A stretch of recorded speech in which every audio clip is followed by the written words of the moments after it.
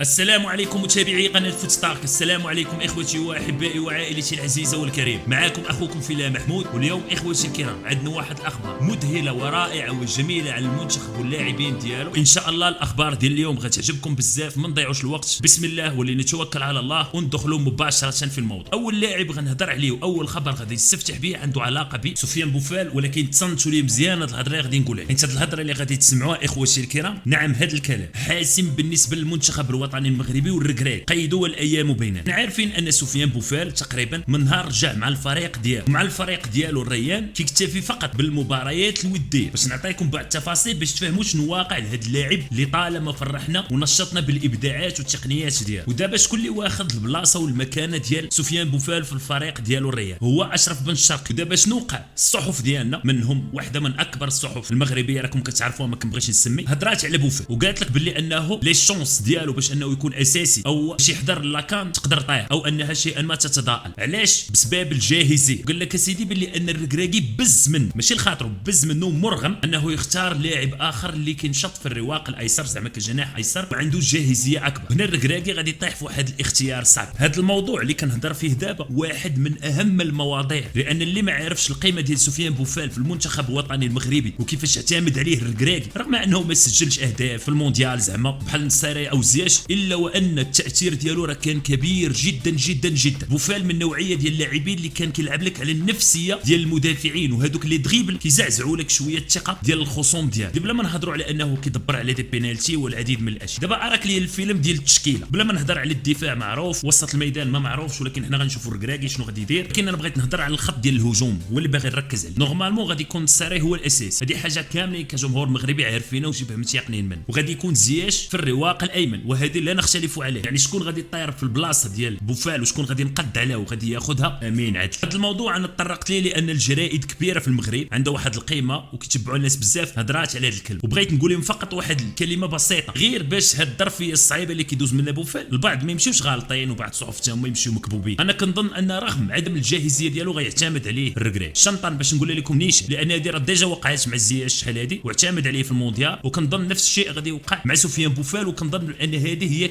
اخر كاس افريقيا غادي يلعبها مع المغرب. لذلك بعيدا جدا ما كنظنش الركراكي غادي يستبعدوا او انه ما غاديش يكون في لاليست النهائي. اما بالنسبه لامين عدلي ناضي وممتاز وبلاصتو كاينه ويقدر يعوض بوفال احسن تعويض. غير هنا غنتكلم مع الناس اللي كيفهموا في كوره مزيان. الخبره اللي عند بوفال افريقيا باقا ما كايناش عند عدلي، والاختيار بينهما صعب جدا لان عدلي المستوى والارقام ديالو الاوروبيه عاليه جدا، وبوفال الخبره والهيستوريك والباك جراوند يعني شنو دوز مع المغرب عنده واحد الملف جميل وجميل ايضا. لذلك واش الركراكي غادي يختار الارقام والمردود الحالي بعدم الخبره الافريقيه او غيختار الخبره رغم عدم الجاهزيه؟ هذا هو السؤال اللي بغيتكم كاملين تجاوبوني عليه اخوتي الكرام، بخصوص هذه الاخبار اللي كتقال في الصحافه المحليه بخصوص واحد من افضل المراوغين اللي دازوا في تاريخ المغرب اللي هو سفيان بوفال. بغيت الجواب ديالكم بخصوص هذا الامر. دابا غادي ندوز نيكست ستيب وغادي نتكلم عن شادي رياض واللاعبين المغاربه وكاس افريقيا. دابا نتوما عارفين كاس افريقيا على الابواب، عارفين المشكل اللي كيوقع ما بين اللاعبين والفرق ديالهم في اوروبا والحضور ديال كاس افريقيا من اجل تمثيل الوطن. دابا غنديكم عند الاسبان باش نبقاو غادي ستيب باي ستيب وكلشي يكون واضح. في نفس الوقت ننتقلوا عند جريده البايس اللي غادي تتكلم عن شادي رياض وغتجبد العديد من اللاعبين المغاربه. هنا لاحظ معايا في العنوان شنو تقال. قال لك كاس الامم الافريقيه ستؤثر على 16 فريق في الدوري الاسباني لكره القدم. نديكم بارتيه اللي حضروا فيها على المنتخب المغربي بالضبط باش ما نضيعوش الوقت. قراو معايا مزيان. سيكون المغرب بلا شك اكبر تشكيله من اللاعبين، حيث اعلن المدرب وليد الركراك عن قائمه اوليه تضم 55 لاعبا من بينهم 7 لاعبين يلعبون في الليغا، وبداو بشادي رياض هو الاول، ومن بعده عبد الصمد الزلزولي ويوسف النصيري وسليم املاح الياس اخوماش عبقار ومنير الحداد. من هاد اللاعبين غنركزوا فقط على شادي رياض. اللائحه النهائيه مابقاش لا بزاف وغادي تتابع، وريال بيتيس خايفين اخوتي الكرام من ان الغياب ديال شادي رياض يزيد يقصحهم، سيرتو ان اللاعب تقل واختر وتبارك الله ولا كيلعب كواحد من افضل المدافعين في العالم. نعم اخي الكريم في العالم، واللي باقي ما عارفش اش كنقول غنقول يسير عاود الماتش ديال شادي رياض وريال مدريد وغتشوف شادي رياض شنو دار. الموهبه حاضره وبقوه. ما علينا نكمل. واحده من اكبر الجرائد اللي كاينه في اسبانيا واللي هي الموندو ديبورتيف حتى هي علقات وهضرات على هذا الموضوع، وكيف ما كيبان لكم قال لك بلي ان شادي رياض موجود في اللائحه الموسعه ديال المنتخب المغربي في كاس افريقيا. حنا عارفين ان الموندو ديبورتيفو ما كتهضرش على اي واحد، وماشي اي واحد تستدعى المغرب غادي تتكلم عليه، ولكن تكلموا على شادي رياض لانه ولا باسم الحضور ديالو في العليك في الدوري الاسباني كامل، ولا الاسم ديالو معروف. وشتان ما بين شادي رياض كنهضر كقيمه تسويقيه ديال العام اللي فات وشادي رياض ديال هذا العام. لذلك اعلاميا الضغط كيأثر على اللاعبين شيئا ما. كنقول الضغط كنهضر على الاداره، الضغط الاعلامي، العديد من الاشياء، لان كاس افريقيا كتنبج لك المدربين بزاف، سيرتو اللي كانوا كيعتمدوا على اللاعبين كاساسيين بالضبط بحال بيليغرين. غير لا خوف على شادي رياض لان اللي عنده، وانا كنتسنى باش نشوف شادي رياض كيفاش غيتم المعامله ديالو من طرف الركراكي في كاس افريقيا، لان السيد المستوى ديالو هرب وهذه حقيقه ثابته. ولكن غنرجعوا نفس الموضوع ديال بوفال، خاص الخبره الافريقيه، لان افريقيا اجواء ديالها استثنائيه وبوحدها. برافو شادي رياض، ونتمنى له كل خير وبلاصه راه مضمونه واخا يلعب كاس افريقيا ويرجع، لان المكانه ديالو تبتات. دابا غندوز الخبر الاخر وغندوز نيكست ستيب، وهنا غنتكلم عن عز الدين أناحي. ركز معايا الفيلم ديال عز الدين أناحي راكم عارفين وانتم من البدايه حتى الاخر. دابا انتم عارفين ان المهدي بن عطيه كان وراء انتقال عز الدين أناحي الى اولمبيك مارسي، وحنا كاملين فاهمين ان أناحي راه تاق فيه المهدي بن عطيه، نصحو وقال لي بلي ان مارسي هي اللي خدامه، سينو علاش غادي ينتقل له. المهم البلان راه باين واضح. ومن انتقل أناحي لمارسي وكما تعلمون كان تذبذب ديال الفريق، شحال ديال المدربين دازوا، شحال ديال المدربين حيدوا بحالاتهم. لانغوريا حتى هو نوضوها عليه وكان كيتعرض للعديد من الاشياء من طرف الجمهور، يعني حتى المكونات ديال النادي عايشه وسط المشاكل. دابا يوم امس ناضت جريده ليكيب، وهذا الاخبار راه كاين فيكم اللي غيكون تصنت ليها، دابا غادي من الاول حتى الاخر باش تفهموا اللقطه كي داير. قالت لهم بلي ان أناحي راه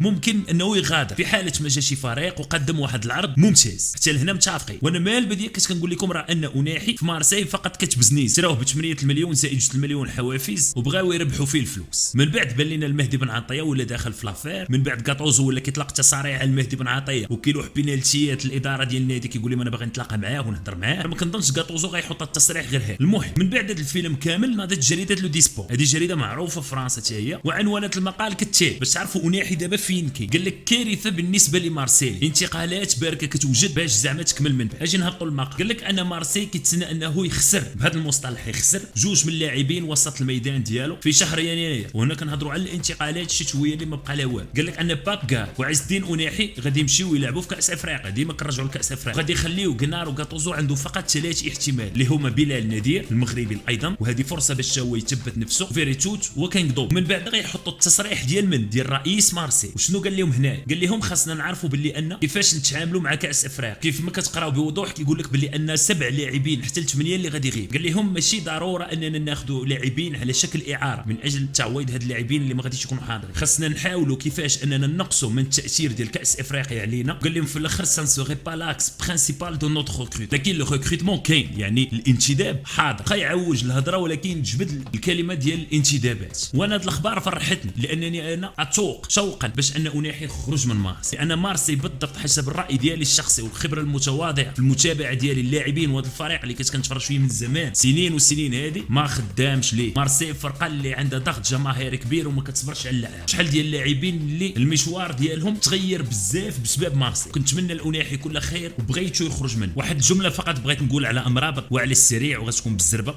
اخواتي الكرام قيدوا وقولوا قال فوتستار، قولوا قال اخوكم محمود، وتصنتوا لي في هذه الكلمه مزيان بغيت نقولها ونختم بها الفيديو. شي دابا هذه الانتقادات اللي كيتعرض لها امرابط وهذه الوضعيه اللي نقدروا نقولوا انها شيئا ما صعبه اعلاميا اللي كيدوز منا من بعد كاس افريقيا ان شاء الله غادي يرجع امرابط وهما نيت غيبداو يشكروا. ودابا كاس افريقيا راه بزاف ديال اللاعبين راكم لاحظتوا ولات كتقال واحد الهضره وان المدربين ولاو كيجلسوا اللاعبين في الدكه وما كيلعبوش، وقال لك بزاف ديال اللاعبين وهذا الشيء كوانسيدونس، يعني واش هادشي صدفه ام لا. المهم كلام كيتقال من هنا ومن هنا. نضربوا على اللائحه النهائيه ولكل مقام ما. كان معاكم اخوكم في الله محمود، اهم من كره من شي كامل. دعوا مع الاخوه ديالكم في فلسطين، صلوا على خير خلق الله، الوالدين ثم الوالدين ثم الوالدين تهلاو فيهم، حذاري من الفراغ والسلام عليكم.